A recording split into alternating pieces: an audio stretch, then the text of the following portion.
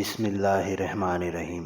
شروع کرتا ہوں اس پاک پروردگار کے نام سے جس کے قبضے میں ہم سب کی جان ہے۔ گلابی پوئٹری کے معزز دوستو، السلام علیکم ورحمۃ اللہ وبرکاتہ۔ ناظرین گرامی، آج آپ کے لیے حضرت خالد بن ولید رضی اللہ تعالی عنہ کی سیریز کی یہ 21ویں ویڈیو لے کر حاضر ہوں۔ امید ہے یہ ویڈیو آپ کو بہت پسند آئے گی، تو چلیے شروع کرتے ہیں۔ بوڑھے گھوڑ سوار نے اسے پہچان لیا۔ تمہارا سفر آسان ہو ولید کے بیٹے۔ بوڑھے نے بازو بلند کر کے لہرایا اور بولا، نیچے آ جاؤ، کچھ دور اکٹھے چلیں گے۔ خالد نے گھوڑے کی لگام کو ایک طرف جھٹکا دیا اور ہلکی سی ایڑ لگائی۔ گھوڑا نیچے اتر گیا۔ خالد نے اپنا گھوڑا بوڑھے کے گھوڑے کے پہلو میں لے جا کر خوشی کا اظہار کیا اور کہا، ابو جریج، اور یہ سب تمہارا خاندان ہے؟ ہاں، بوڑھے ابو جریج نے کہا، یہ میرا خاندان ہے۔ اور تم خالد بن ولید کدھر کا رخ کیا ہے؟ مجھے یقین ہے کہ مدینے کو نہیں جا رہے۔ مدینے میں تمہارا کیا کام؟ یہ قبیلہ غطفان کا ایک خاندان تھا جو نقل مکانی کر کے کہیں جا رہا تھا۔ ابو جریج نے خود ہی کہہ دیا تھا کہ خالد مدینے تو نہیں جا رہا، تو خالد نے اسے بتانا مناسب بھی نہ سمجھا۔ اہل قریش کیا سوچ رہے ہیں؟ ابو جریج نے کہا، کیا یہ صحیح نہیں کہ محمد صلی اللہ علیہ وسلم کو لوگ نبی مانتے ہی چلے جا رہے ہیں؟ کیا ایسا نہیں ہوگا کہ ایک روز مدینے والے مکہ پر چڑھ دوڑیں گے اور ابو سفیان ان کے آگے ہتھیار ڈال دے گا؟ سردار اپنی شکست کا انتقام لینا ضروری نہیں سمجھتا، وہ ہتھیار ڈالنے کو بھی برا نہیں سمجھے گا۔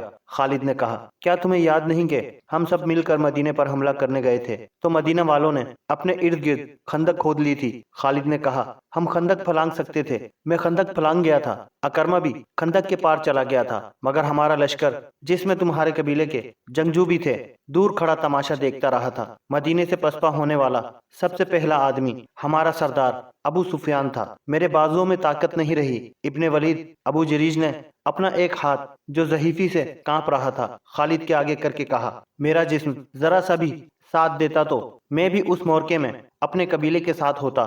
اس روز میرے آنسو نکل آئے تھے جس روز میرا قبیلہ مدینے سے پسپا ہو کر لوٹا تھا۔ اگر کعب بن اسد دھوکہ نہ دیتا اور مدینے پر 3-4 شب خون مار دیتا تو فتح یقیناً تمہاری ہوتی۔ خالد جھنجھلا اٹھا۔ اس نے ابو جریج کو قہر کی نظروں سے دیکھا اور چپ رہا۔ کیا تم نے سنا تھا کہ یوحوا یہودن نے تمہارے قبیلے کے ایک آدمی جرید بن مصیب کو محمد صلی اللہ علیہ وسلم کے قتل کے لیے تیار کر لیا تھا؟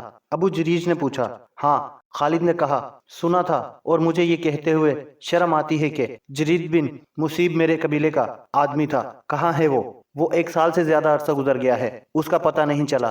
میں نے سنا تھا کہ یوحوا یہودن اسے اپنے ساتھ یہودی جادوگر لیس بن مشان کے پاس لے گئی تھی اور اس نے جرید کو محمد صلی اللہ علیہ وسلم کے قتل کے لیے تیار کیا تھا، مگر مسلمانوں کی تلواروں کے سامنے لیس بن مشان کا جادو جواب دے گیا تھا۔ جرید بن مصیب مسلمانوں کے ہاتھوں قتل ہو گیا۔ بنو کریس میں سے زندہ بھاگ جانے والے صرف 2 تھے، لیس بن مشان اور یوحوا۔ اب صرف ایک زندہ ہے۔ ابو جریج نے کہا، صرف لیس بن مشان زندہ ہے اور جرید اور یوحوا وہ بدروہیں بن گئے تھے۔ ابو جریج نے کہا، میں تمہیں ان کی کہانی سنا سکتا ہوں۔ تم نے یوحوا کو دیکھا تھا، وہ مکہ کی ہی رہنے والی تھی۔ اگر تم کہو گے کہ اسے دیکھ کر تمہارے دل میں ہلچل نہیں ہوئی اور تم اپنے اندر حرکت سی محسوس نہیں کرتے تھے تو خالد میں کہوں گا کہ تم جھوٹ بول رہے ہو۔ کیا تمہیں کسی نے نہیں بتایا تھا کہ مدینے پر حملے کے لیے غطفان اہل قریش سے کیوں جا ملا تھا اور دوسرے قبیلے کے سرداروں نے کیوں ابو سفیان کو اپنا سردار تسلیم کر لیا تھا؟ یہ یوحوا اور اس جیسی 4 یہودنوں کا جادو چلا تھا۔ گھوڑے اور اونٹ چلے جا رہے تھے۔ اونٹوں کی گردنوں سے لٹکتی ہوئی گھنٹیاں بوڑھے ابو جریج کے بولنے کے انداز میں جل ترنگ کا ترنم پیدا کر رہی تھیں۔ خالد جرید بن مصیب یوحوا کے عشق کا اسیر ہو گیا تھا۔ ابو جریج کہہ رہا تھا، تم نہیں جانتے ابن ولید، یوحوا کے دل میں اپنے مذہب کے سوا کسی آدمی کی محبت نہیں تھی۔ وہ جرید کو اپنے طلسم میں گرفتار کر کے اپنے ساتھ لے گئی تھی۔ میں لیس بن مشان کو جانتا ہوں، جوانی میں ہماری دوستی تھی۔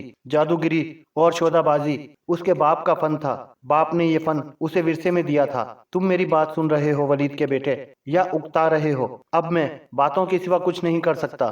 خالد ہنس پڑا اور بولا، سن رہا ہوں ابو جریج، غور سے سن رہا ہوں۔ یہ تو تمہیں معلوم ہوگا کہ جب ہمارے لشکر کو مسلمانوں کی خندق اور آندھی نے مدینے کا محاصرہ اٹھا کر پاس پائی پر مجبور کر دیا تو محمد صلی اللہ علیہ وسلم نے بنو کریس کی بستی کو گھیر لیا تھا۔ ابو جریج نے کہا، لیس بن مشان اور یوحوا جرید بن مصیب کو وہیں چھوڑ کر نکل بھاگے۔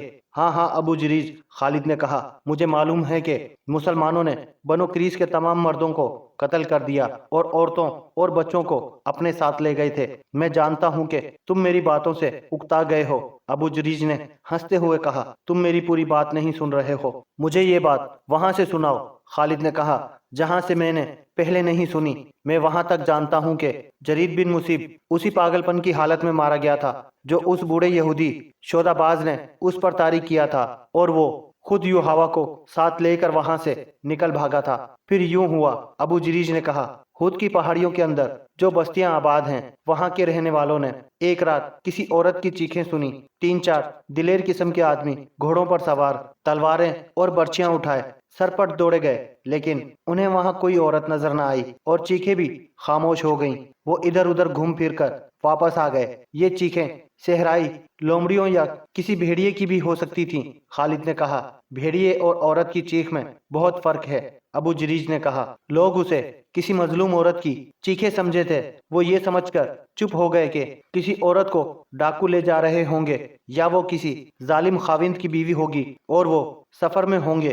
لیکن اگلی رات یہی چیخیں ایک اور بستی کے قریب سنائی دیں۔ وہاں کے چند آدمی بھی ان چیخوں کے تعاقب میں گئے، لیکن انہیں کچھ نظر نہ آیا۔ اس کے بعد دوسری تیسری رات کچھ دیر کے لیے یہ نسوانی چیخیں سنائی دیتی اور رات کی خاموشی میں تحلیل ہو جاتی۔ پھر ان پہاڑیوں کے اندر رہنے والے لوگوں نے بتایا کہ اب چیخوں کے ساتھ عورت کی پکار بھی سنائی دیتی ہے، جرید، جرید، کہاں ہو؟ آ جاؤ۔ وہاں کے لوگ جرید نام کے کسی آدمی کو نہیں جانتے تھے۔ ان کے بزرگوں نے کہا کہ یہ کسی مرے ہوئے آدمی کی بدروح ہے جو عورت کے روپ میں چیخ چلا رہی ہے۔ ابو جریج کے بولنے کے انداز میں ایسا تاثر تھا کہ جو ہر کسی کو متاثر کر دیا کرتا تھا، لیکن خالد کے چہرے پر کوئی تاثر نہ تھا، جس سے پتہ چلتا تھا کہ وہ قبیلہ غطفان کے اس بوڑھے کی باتوں سے متاثر ہو رہا ہے۔ لوگوں نے اس راستے سے گزرنا چھوڑ دیا جہاں یہ آوازیں عموماً سنائی دیا کرتی تھیں۔ ابو جریج نے کہا، ایک روز یوں ہوا کہ 2 گھوڑ سوار جو بڑے لمبے سفر پر تھے ایک بستی میں گھوڑے سرپٹ دوڑاتے پہنچے۔ گھوڑوں کا پسینہ یوں پھوٹ رہا تھا جیسے وہ پانی میں سے گزر کر آئے ہوں۔ ہانپتے کانپتے سواروں پر خوف طاری تھا۔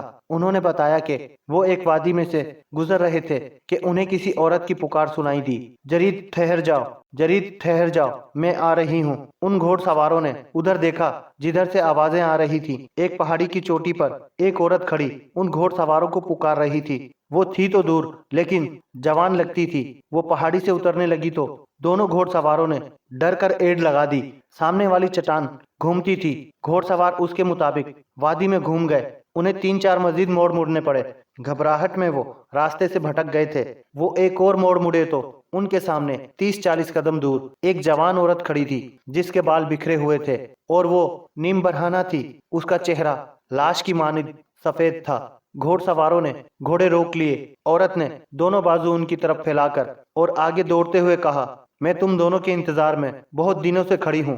دونوں گھوڑ سواروں نے وہیں سے گھوڑے موڑے اور ایڑ لگا دی۔ بوڑھا جریج بولتے بولتے خاموش ہو گیا۔ اس نے اپنا ہاتھ خالد کی ران پر رکھا اور بولا، میں دیکھ رہا ہوں کہ تمہارے پاس کھانے کے لیے کچھ نہیں ہے۔ کیا یہ اچھا نہیں ہوگا کہ ہم کچھ دیر کے لیے رک جائیں؟ پھر نہ جانے تم کب ملو۔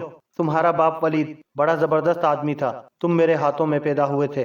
میں تمہاری خاطر تواضع کرنا چاہتا ہوں۔ روکو گھوڑے کو اور اتر آؤ۔ یہ قافلہ وہیں رک گیا۔ وہ کسی مرے ہوئے آدمی یا عورت کی بدروحی ہو سکتی تھی۔ ابو جریج نے بھنا ہوا گوشت خالد کے آگے رکھتے ہوئے کہا، کھاؤ ولید کے بیٹے۔ پھر ایک خوفناک واقعہ ہو گیا۔ ایک بستی میں ایک اجنبی اس حالت میں آن گرا کہ اس کے چہرے پر لمبی لمبی خراشیں تھیں جن سے خون بہہ رہا تھا۔ اس کے کپڑے پھٹے ہوئے تھے اور جسم پر بھی خراشیں تھیں۔ وہ گرتے ہی بے ہوش ہو گیا۔ لوگوں نے اس کے زخم دھوئے اور اس کے منہ میں پانی ڈالا۔ وہ جب ہوش میں آیا تو اس نے بتایا کہ وہ 2 چٹانوں کے درمیان سے گزر رہا تھا کہ ایک چٹان کے اوپر سے ایک عورت چیختی چلاتی اتنی تیزی سے اتری جتنی تیزی سے کوئی عورت نہیں اتر سکتی۔ یہ آدمی اس طرح رک گیا جیسے دہشت زدگی نے اس کے جسم کی قوت سلب کر دی ہو۔ وہ عورت اتنی تیزی سے آ رہی تھی کہ رک نہ سکی۔ وہ اس آدمی سے ٹکرائی اور چیخ نما آواز میں بولی، تم آ گئے جرید، میں جانتی تھی تم زندہ ہو، آؤ چلیں۔ اس شخص نے اسے بتایا کہ وہ جرید نہیں، لیکن وہ عورت اسے بازو سے پکڑ کر گھسیٹتی رہی اور کہتی رہی، تم جرید ہو، تم جرید ہو۔ اس شخص نے اس سے آزاد ہونے کی کوشش میں اسے دھکا دیا، وہ گر پڑی اور اٹھ کھڑی ہوئی۔ یہ آدمی اسے کوئی پاگل عورت سمجھ کر وہیں کھڑا رہا۔ وہ اس طرح اس کی طرف آئی کہ اس کے دانت بھیڑیوں کی طرح باہر نکلے ہوئے تھے اور اس نے ہاتھ اس طرح آگے کر رکھے تھے کہ اس کی انگلیاں درندوں کے پنجوں کی طرح ٹیڑھی ہو گئی تھیں۔ وہ آدمی ڈر کر الٹے قدم پیچھے ہٹا اور ایک پتھر سے ٹھوکر کھا کر پیٹھ کے بل گرا۔ یہ عورت اس طرح اس پر گری اور پنجے اس کے چہرے پر گاڑ دیے جیسے بھیڑیے اپنے شکار کو پنجوں میں دبوچ لیتا ہے۔ اس نے اس آدمی کا چہرہ نوچ ڈالا۔ اس نے اس عورت کو دھکا دے کر پرے کیا اور اس کے نیچے سے نکل آیا، لیکن اس عورت نے اپنے ناخن اس شخص کے پہلو میں اتار دیے اور اس کے کپڑے بھی پھاڑ ڈالے اور کھال بھی بری طرح زخمی کر دی۔ اس زخمی نے بتایا کہ اس عورت کی آنکھوں اور منہ سے شعلے سے نکلتے ہوئے محسوس ہوتے تھے۔ وہ اسے انسانوں کے روپ میں آیا ہوا کوئی درندہ سمجھا۔ اس آدمی کے پاس خنجر تھا، لیکن اس کے ہوش ایسے گم ہوئے کہ وہ خنجر نکالنا بھول گیا۔ اتفاق سے اس آدمی کے ہاتھ میں اس عورت کے بال آ گئے۔ اس نے بالوں کو مٹھی میں لے کر زور سے جھٹکا دیا۔ وہ عورت چٹان پر گری۔ یہ آدمی بھاگ اٹھا۔ اسے اپنے پیچھے اس عورت کی چیخیں سنائی دیتی رہیں۔ اسے بالکل یاد نہیں تھا وہ اس بستی تک کس طرح پہنچا ہے۔ وہ ان خراشوں کی وجہ سے بے ہوش نہیں ہوا تھا۔ اس پر دہشت سوار تھی۔ پھر دو مسافروں نے بتایا کہ انہوں نے راستے میں ایک آدمی کی لاش پڑی دیکھی ہے جسے کسی درندے نے چیر پھاڑ کر ہلاک کیا ہوگا۔ انہوں نے بتایا کہ اس کے کپڑے پھٹے ہوئے تھے اور تمام جسم پر خراشیں تھیں۔ اس جگہ کے قریب جس جگہ اس عورت کی موجودگی بتائی جا سکتی تھی چھوٹی سی ایک بستی تھی۔ وہاں کے لوگوں نے نقل مکانی کا ارادہ کر لیا، لیکن یہودی جادوگر لیس بن موشان پہنچ گیا۔ اسے کسی طرح پتا چل گیا تھا کہ ایک عورت اس علاقے میں جرید جرید پکارتی اور چیختی چلاتی رہتی ہے اور جو آدمی اس کے ہاتھ آ جائے اسے چیر پھاڑ دیتی ہے۔ ابو جریج نے خالد کو باقی کہانی یوں سنائی۔ اسے بدروحوں کے علم کے ساتھ گہری دلچسپی تھی اور وہ لیس بن موشان کو بھی جانتا تھا۔ جب اسے پتا چلا کہ یہودی جادوگر وہاں پہنچ گیا ہے تو وہ بھی گھوڑے پر سوار ہوا اور وہاں پہنچا۔ وہ اس بستی میں جا پہنچا جہاں لیس بن موشان آ کر ٹھہرا تھا۔ ابو جریج بوڑھے لیس بن موشان نے اٹھ کر بازو پھیلاتے ہوئے کہا، تم یہاں کیسے آ گئے؟ میں یہ سن کر آیا ہوں کہ تم اس بدروح پر قابو پانے کے لیے آئے ہو۔ ابو جریج نے اس سے پوچھا، کیا میں نے ٹھیک سنا ہے کہ اس بدروح نے یا وہ جو کچھ بھی ہے 2-3 آدمیوں کو چیر پھاڑ ڈالا ہے؟ وہ بدروح نہیں میرے بھائی، لیس بن موشان نے ایسی آواز میں کہا جو ملال اور پریشانی سے دبی ہوئی تھی۔ وہ خدائے یہودا کی سچی نام لیوا ایک جوان عورت ہے۔ اس نے اپنی جوانی، اپنا حسن اور اپنی زندگی یہودیت کے نام پر وقف کر رکھی تھی۔ اس کا نام یوحوا ہے۔ میں نے اسے مکہ میں 2-4 مرتبہ دیکھا تھا۔ ابو جریج نے کہا، اس کے کچھ جھوٹے سچے قصے بھی سنے تھے۔ یہ بھی سنا تھا کہ اس نے قریش کے ایک آدمی جرید بن مصیب کو تمہارے پاس لا کر محمد صلی اللہ علیہ وسلم کے قتل کے لیے تیار کیا تھا۔ پھر میں نے یہ بھی سنا تھا کہ تم اور یوحوا مسلمانوں کے محاصرے سے نکل گئے تھے اور جرید پیچھے رہ گیا تھا۔ اگر یوحوا زندہ ہے اور وہ بدروح نہیں تو وہ اس حالت تک کس طرح پہنچی ہے؟ اس نے اپنا سب کچھ خدائے یہودا کے نام پر قربان کر رکھا تھا۔ لیس بن موشان نے کہا، لیکن وہ آخر انسان تھی، جوان تھی، وہ جذبات کی قربانی نہ دے سکی۔ اس نے جرید کی محبت کو اپنی روح میں اتار لیا تھا۔ جرید پر جتنا اثر میرے خاص عمل کا تھا اتنا ہی یوحوا کی ویرہانہ محبت کا تھا۔ میں سمجھ گیا۔ ابو جریج نے کہا، اسے جرید بن مصیب کی موت نے پاگل کر دیا ہے۔ کیا تمہارا عمل اور جادو اس عورت پر نہیں چل سکتا تھا؟ لیس بن موشان نے لمبی آہ بھری اور بے نور آنکھوں سے ابو جریج کو ٹکٹکی باندھ کر دیکھا اور کچھ دیر چپ رہنے کے بعد کہا، میرا عمل اس پر کیا اثر کرتا؟ وہ مجھے بھی چیر پھاڑنے کو مجھ پر ٹوٹ پڑتی تھی۔ میرا عمل اس صورت میں کام کرتا کہ میں اس کی آنکھوں میں آنکھیں ڈال سکتا اور میرا ہاتھ تھوڑی دیر کے لیے اس کے ماتھے پر رہتا۔ جہاں تک میں اس علم کو سمجھتا ہوں، ابو جریج نے کہا، وہ پہلے سے پاگل ہو چکی تھی اور تمہیں اپنا دشمن سمجھنے لگی تھی، اور اسے میرے خلاف دشمنی یہ تھی کہ میں جرید بن مصیب کو مسلمانوں کے رحم و کرم پر چھوڑ آیا تھا۔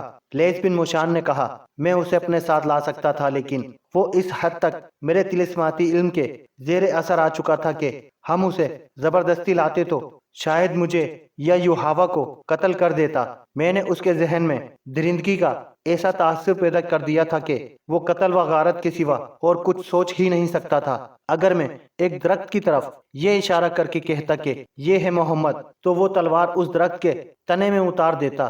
مجھے یہ توقع بھی تھی کہ یہ پیچھے رہ گیا تو ہو سکتا ہے کہ محمد صلی اللہ علیہ وسلم تک پہنچ جائے اور اسے قتل کر دے، لیکن وہ خود قتل ہو گیا۔ کیا تم اب یوحوا پر قابو پا سکو گے؟ ابو جریج نے پوچھا۔ مجھے امید ہے کہ میں اسے اپنے اثر میں لے آؤں گا، لیث بن مشان نے کہا۔ کیا تم مجھے اس کام میں شریک کر سکو گے؟ ابو جریج نے پوچھا اور کہا، میں کچھ جاننا چاہتا ہوں، کچھ سیکھنا چاہتا ہوں۔ اگر بوڑھاپا تمہیں چلنے دے تو چلو، لیث بن مشان نے کہا۔ میں تھوڑی دیر تک روانہ ہونے والا ہوں۔ یہاں کے کچھ آدمی میرے ساتھ چلنے کو تیار ہو گئے ہیں۔ اور پھر خالد بن ولید، بوڑھے ابو جریج نے اپنے پاس بیٹھے ہوئے خالد کے کاندھے پر ہاتھ رکھ کر جذباتی لہجے میں کہا۔ ہم دونوں بوڑھے اونٹوں پر سوار اس پہاڑی علاقے میں پہنچے جہاں کے متعلق بتایا گیا تھا کہ ایک عورت کو دیکھا گیا ہے۔ ہم تنگ سی ایک وادی میں داخل ہو گئے اور ہمارے پیچھے 10-12 گھوڑ سوار اور 3-4 شتر سوار تھے۔ وادی میں داخل ہوئے تو ان سب نے کمانوں میں تیر ڈال لیے۔ وادی آگے جا کر کھل گئی۔ ہم دائیں کو گھومے تو ہمیں کئی گدھ نظر آئے جو کسی مردار کو کھا رہے تھے۔ ایک صحرائی لومڑی گدھوں میں سے دوڑتی ہوئی نکلی۔ میں نے دیکھا اس کے منہ میں ایک انسانی بازو تھا اور لومڑیاں بھاگیں اور گدھ اڑ گئے۔ وہاں انسانی ہڈیاں بکھری ہوئی تھیں، سر الگ پڑا تھا، اس کے بال لمبے ادھر ادھر بکھرے ہوئے تھے، کچھ کھوپڑی کے ساتھ تھے، آدھے چہرے پر ابھی کھال موجود تھی۔ وہ یوحوا تھی۔ ناظرین گرامی، آج کی یہ ویڈیو بس یہیں تک۔ امید ہے یہ ویڈیو آپ کو بہت پسند آئی ہوگی۔ ویڈیو پسند آنے کی صورت میں ویڈیو کو لائک اور شیئر ضرور کیجیے گا اور کمنٹس باکس میں اپنی رائے کا اظہار بھی ضرور کیجیے گا۔ اسی کے ساتھ آپ کا دوست رانا خالد آپ سے اجازت چاہتا ہے۔ پھر ملیں گے کسی نئی کہانی کے ساتھ، تب تک کے لیے اللہ ہم سب کا حامی و ناصر۔ اللہ حافظ۔ السلام علیکم ورحمۃ اللہ وبرکاتہ۔